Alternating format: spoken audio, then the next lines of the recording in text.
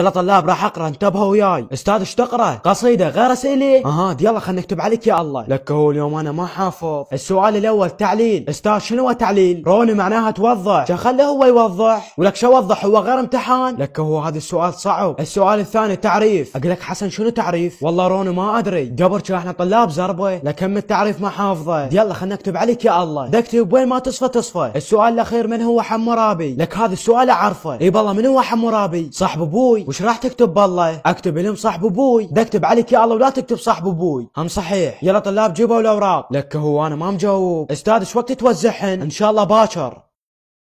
لك روني السكاك ايش بيه ضايج؟ مبين ما مجاوب. روني نعم استاذ. عافية ابن 50. الف الحمد لله والشكر. حسن علي 40. استاذ ومنك 10 مال يومي. هاي 50. السكاك راسب. شنو انا راسب؟ لك هاي ايش بيك يا معود؟ ولك روني راسب. عود رسب بالامتحان وهيك ايش حاله يعيد السنة؟